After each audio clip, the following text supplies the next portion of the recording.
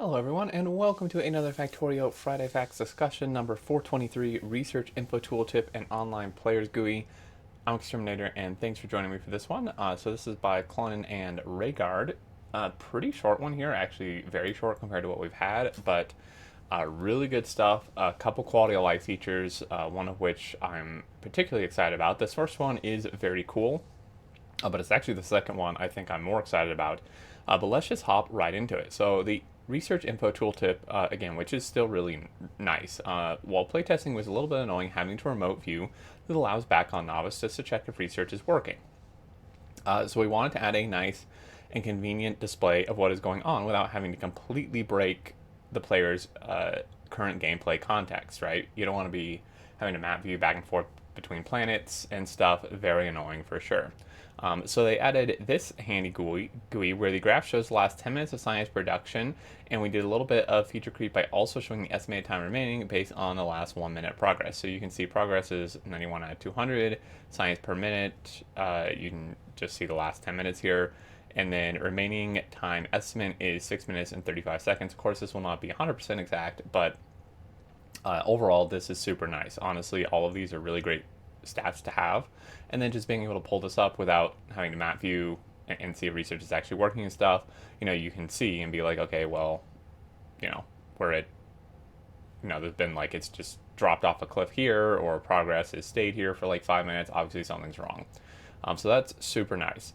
And Clone says he finds himself looking at this GUI a lot these days and seeing if my factory can keep up with science demand. So holding steady at 5K science per minute, as you can see here. Really nice. The straight line, definitely what you want to see if possible. So overall, small thing, but pretty neat. And then the second one I'm extra excited about. So this is the pin and alert cameras, which is really, really cool.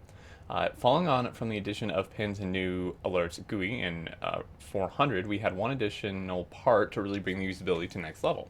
It's another case of being annoyed at losing our context. When we would get alerts and want to check if it's something we need to worry about.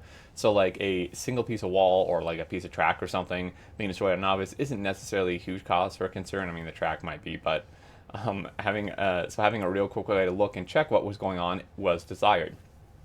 And yeah, this is really nice. Right now, it's like kind of ambiguous and it's really hard to tell like what exactly is being destroyed and where, if you can't actually see all the alerts on your minimap.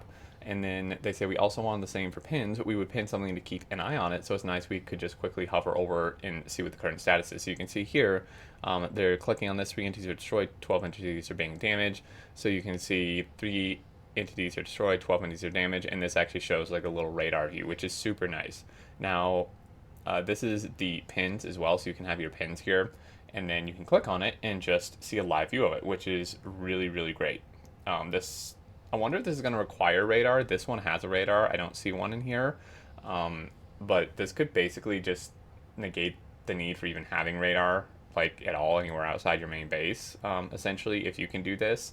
I mean, not entirely, but definitely in a lot of cases. Now, one thing I'm interested in, so I had to get a drink of water, is how is this going to operate when there are multiple like location. So I forget exactly how they were doing these alerts. Let me actually look at this really quick because my concern is like if all the alerts are still showing up. Okay, so you can select each one individually. Okay, this is what I want to know because right now in 1.1, like if you get alerts, they're all just kind of bunched together. But if you can select them individually, this is fine. But if they were all bunched together, I was like, how's this going to differentiate like what alert you're going to view? But yeah, when there's more of them, you can just select each one and then get the view, which is super nice. And then for the pin, the zoom of the camera is configurable, so you can adjust this. So you can see everything you need at a glance, preview distance, and then always visible. Really, really nice. And yeah, this is what I'm most excited about. This is great. I mean, man, all we need now is a way to like tie this in to like our phone or something, right? Like just imagine that you could like have a way to, I don't know, some like app or something where you could tie into this and then you could like leave your game running on your computer and then just like how you can like go into your ring camera or whatever in real life like through the app and see what's going on. It'd be cool if you could do that here and just like go into these different views from your phone and just like see how your factory's running, make sure everything's okay while you just like AFK it. I think that would be pretty awesome. Realistically, never gonna happen, but you know, I can dream, I can imagine that that would be a pretty cool feature.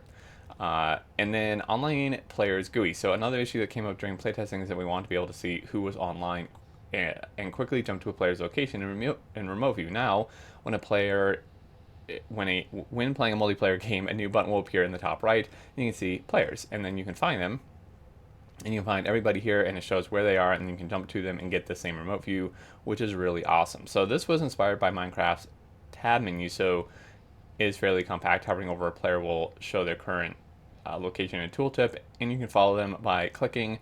I can see people causing havoc on me, Colonel Will and others in multiplayer games with this, but it's still a very cool feature.